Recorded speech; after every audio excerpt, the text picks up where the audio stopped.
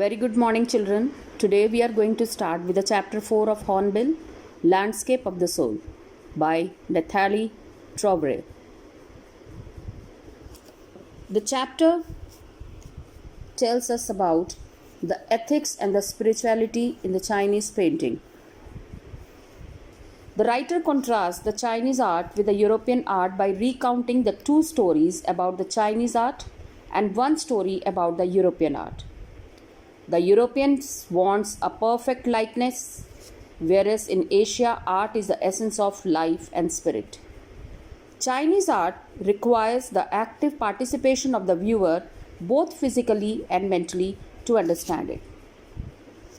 The characters which comprises are as follows, children: Wu Daozi, Emperor Xuanzong, and Quentin Mizzi.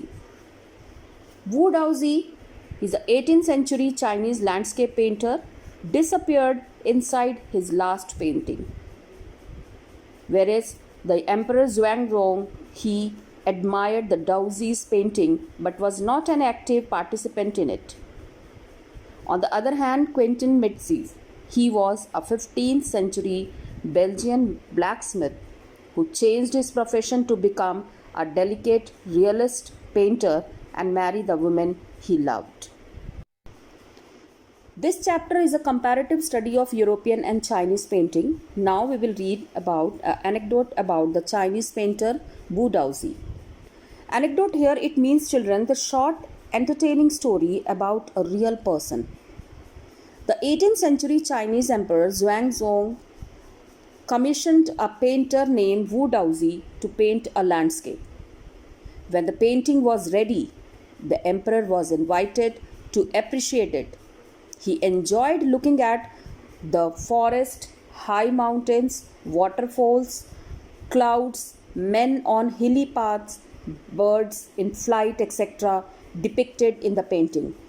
But the painter was not satisfied and he invited the attention of the emperor towards a cave in the painting, inside which the painter said resided a spirit. The painter clapped his hands, causing the entrance to the cave. Then the painter said, "The inside is splendid, beautiful, beyond anything words can convey. Please let me show your majesty the way." The painter entered the cave and disappeared. The cave door closed and the painting disappeared from the wall before the emperor could move. Now we will read about the anecdote about the European painter Quentin Mizzi. A 15th century Belgian blacksmith named Quentin Mizzi fell in love with the painter's daughter. Knowing that her father would not accept him because of his profession, he secretly entered the painter's studio and painted such a realistic fly on the artist's panel that the master tried to swat it before he realized that it was not real. Quentin was accepted by the master as an apprentice, married his beloved, and soon became famous for his realism in painting. Now, children, we will read about the meaning of the tales. Such stories as that about Wu Daozi are very common in China classical education. It was through such a story that great masters made abstract concepts concrete. Such tales reveal that art has an inner life, meaning, or soul. Only when one is able to see that inner life can one understand its true meaning. The emperor had appreciated the painting only from what he saw.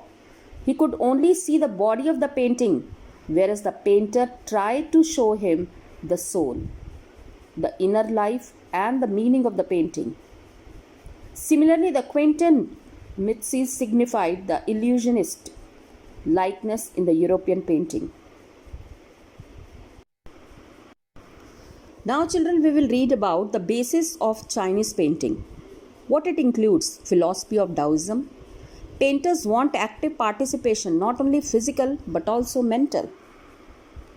Chinese paintings are based on the philosophy of Taoism. Tao means the path or way, the way into the mystery of the universe. The emperor may rule over the territories, but the artist alone knows the way within. Life has no meaning unless we undertake the inner spiritual journey. When Wu Daozi said, "Let me show you the way," he meant the way to the inner meaning of art or mystery of the universe. This is the spirit of Chinese paintings. They do not reproduce an actual view, but use a real landscape to say something more. A Chinese painter therefore wants the viewer to take plural viewpoints to enter into his paintings and travel in it. He wants our active participation, not only physical but also mental. His landscape is not a copy of a real landscape. It is a representation of an inner reality, a spiritual and conceptual space. Now, a very important part of the chapter is Taoism.